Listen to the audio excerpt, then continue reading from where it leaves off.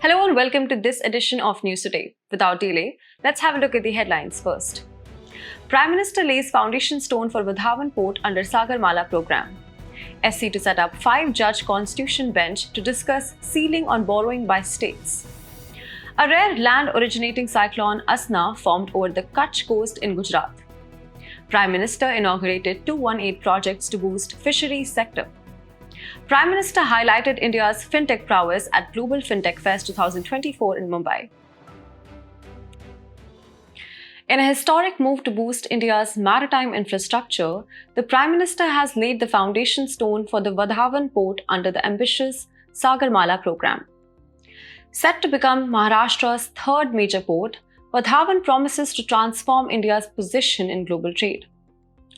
The journey to this moment began in 2015 when an MOU was signed to establish Vadhvan as a major port. This project is a joint venture between Jawaharlal Nehru Port Authority and the Maharashtra Maritime Board, with a shareholding of 74% and 26% respectively. The port will be developed under the landlord port model, where private players handle operations while the Port Authority assumes the role of regulator and landlord. Once completed, it will not only be the country's largest container port with a handling capacity of 23.2 million 20-foot equivalent units, but also one of India's largest deep water ports. Deep berths, state-of-the-art cargo handling facilities, and modern management systems will make it a hub of efficiency and innovation. But what makes Vadhvan truly significant? First, its direct connectivity to international shipping routes will slash transit times and costs, making India an even more attractive destination for global trade. The natural draft of about 20 meters will allow it to accommodate the world's largest container ships with ease. Economically, Vadhvan is expected to be a game changer, generating employment opportunities and bolstering India's status as a global trade hub. Its strategic location, with a connectivity to the dedicated Western Freight Corridor and proximity to the Delhi-Mumbai Expressway, will also open doors for new businesses and warehousing opportunities. India's port sector is already a vital part of the economy, with 12 major and 200 minor ports facilitating around 95% of the country's trade by volume and 70% by value. Major ports governed under the Major Port Trust Act of 1963 fall under the purview of Ministry of Shipping. The minor ports are governed by the Indian Port Act of 1908 and managed by respective state maritime boards or state governments. In a prominent development, the Supreme Court has decided to set up a 5-judge constitution bench to examine a crucial question that could redefine the financial autonomy of Indian states. The bench will explore whether states have an enforceable right to increase their borrowing limits beyond the cap set by the centre. This judicial review will also delve into whether such borrowing restrictions are at odds with the Reserve Bank of India's role as the public debt manager. The matter was referred to the Constitution Bench following an original suit filed by the Kerala government earlier this year. The crux of the issue lies in the impact of the net borrowing ceiling or NBC on states. Critics argue that imposing a cap on state borrowing violates the principles of federalism, particularly the concept of fiscal decentralization, which is a key to good governance. Fiscal decentralization involves devolving financial powers to regional and local governments, enabling them to effectively manage their own affairs. The restriction on borrowing limits could also severely hamper states' ability to fund developmental expenditure. These expenditures, particularly in the social and economic sectors, have been on the rise, as noted by the Reserve Bank of India. However, with limited revenue sources, since the power to levy major taxes predominantly rests with the Union, states find themselves in a tight spot. Additionally, proceeds from cesses and surcharges, which are not shared with the states, further constrain their financial capacity. Now, let's discuss the provisions regarding state borrowing. Under the Constitution, Article 293 states are empowered to borrow within India secured by their consolidated fund. However, if a state is already indebted, it cannot raise further loans without centre's consent. For the financial year 2023-24, the net borrowing ceiling for states has been fixed at 3% of their gross state domestic product, based on the recommendations of the 15th Finance Commission. In a rare and extraordinary meteorological event, Cyclone Asna has formed over the Kutch coast in Gujarat. Unlike most cyclones, which typically originate over warm ocean waters, Asna began as a deep depression over land, a phenomenon seen only a few times in recorded history. As it drifts towards the Arabian Sea, it's expected to intensify into a full-fledged tropical cyclone.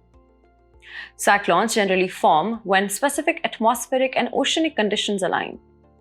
Key among those are sea surface temperatures above 27 degrees Celsius, the presence of the Coriolis force, small variations in vertical wind speed, and a pre-existing weak low pressure area.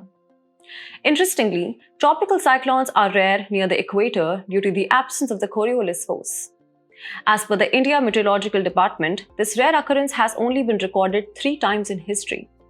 In 1976, 64 and 44, where cyclones originated over mainland India during August and gained strength over the Arabian Sea. Meteorologists attribute Asna's formation to an unusual monsoon wind system, increased moisture from the Arabian Sea, and soil moisture from the land and the warming of the Indian Ocean. Tropical cyclones, known for their rapid rotation and intense power, are classified into extratropical or temperate and tropical cyclones. These storms go by different names around the world: typhoons in the China Sea and the Pacific Ocean, hurricanes in the Caribbean Sea and the Atlantic Ocean, tornadoes in West Africa and the southern USA, and willy-willies in Australia. India, situated in a region prone to such climatic events, experiences about 10% of the world's tropical cyclones, primarily in May, June, and October-November. While the Bay of Bengal is historically more prone to cyclones, with a 4:1 ratio compared to the Arabian Sea, recent years have seen an increase in cyclonic activity along India's western coast, a troubling sign linked to the ongoing climate crisis and the warming of Arabian Sea. Today marks a significant milestone in India's journey toward a blue revolution, as the Prime Minister inaugurated 218 transformative projects aimed at boosting the country's fisheries sector. These initiatives are set to propel India's fisheries into a new era of innovation and safety. Among the highlights is a national rollout of the Vessel Communication and Support System, an indigenous technology developed by ISRO. The system enables two-way communication with fishermen at sea, ensuring their safety and facilitating emergency rescues. The installation of VCS in mechanized and motorized fishing vessels will be carried out in phases across 13 coastal states and union territories.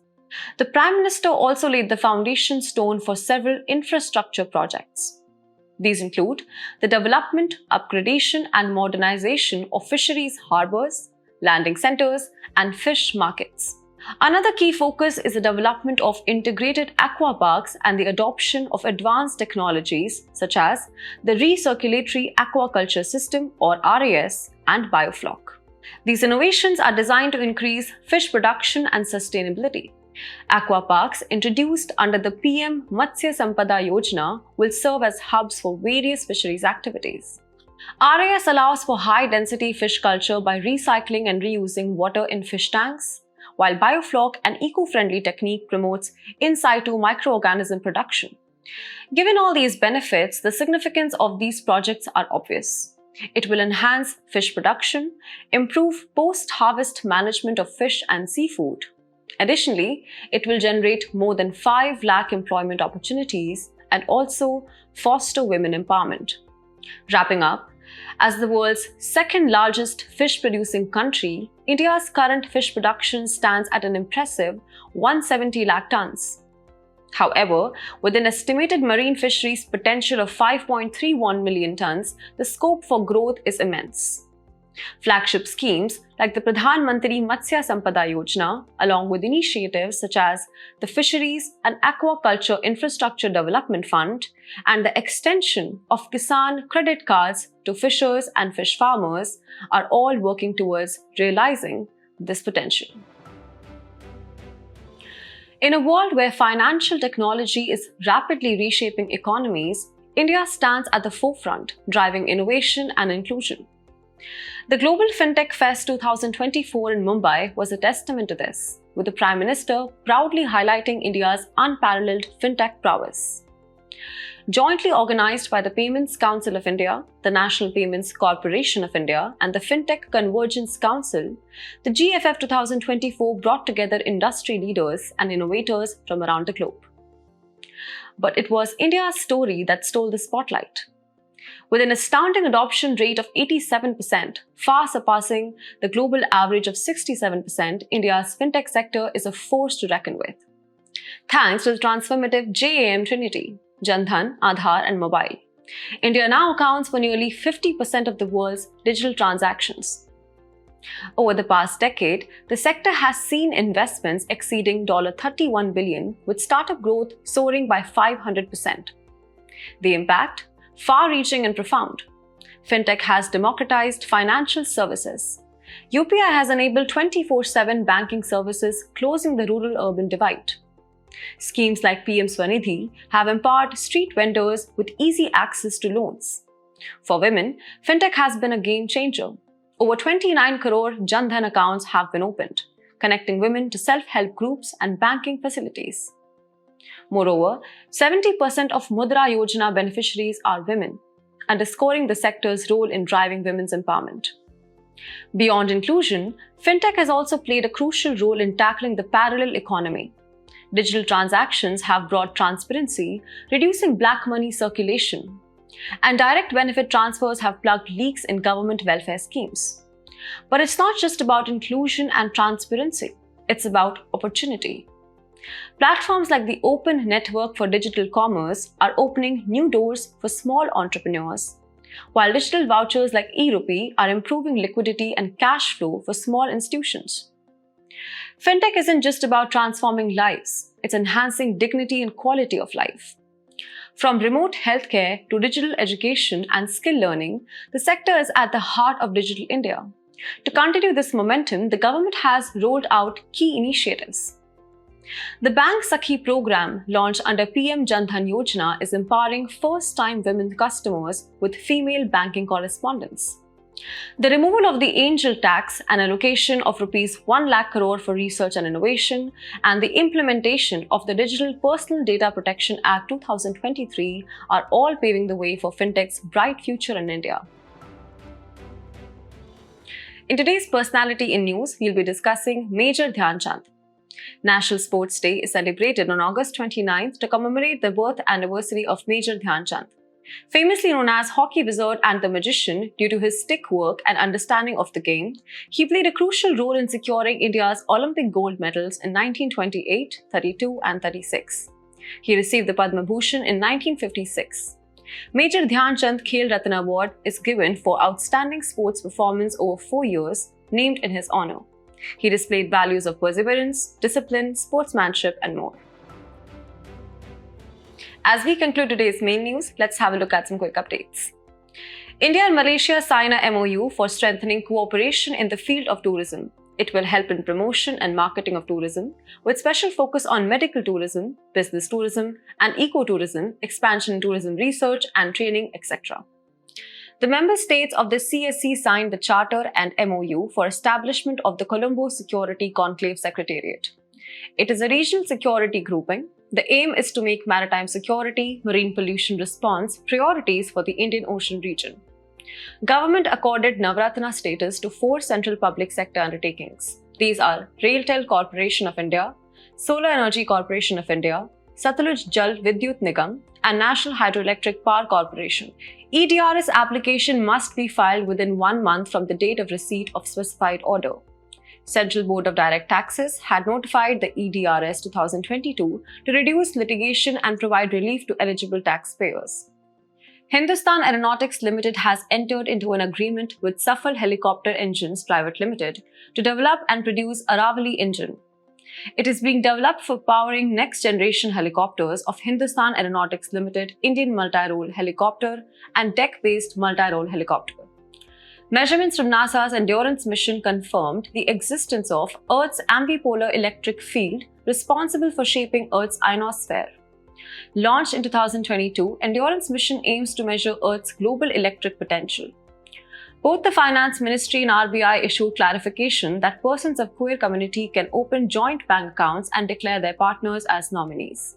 Transgender Persons Protection of Rights Act 2019 provides for their welfare. The Indian Army launched the first phase of Project Naman.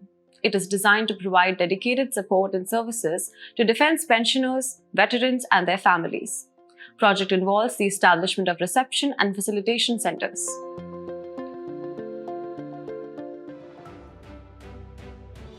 Before we sign off, let's challenge your understanding in today's installment of Test Your Knowledge.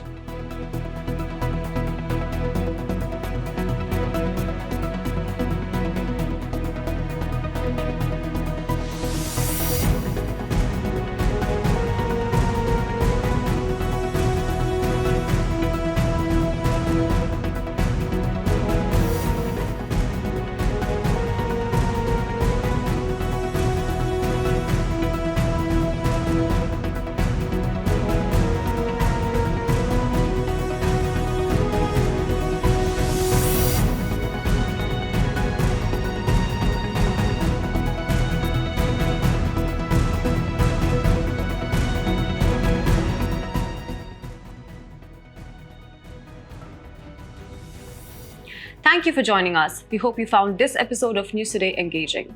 For the solutions to the quiz and for the PDF version, visit the links in the description below.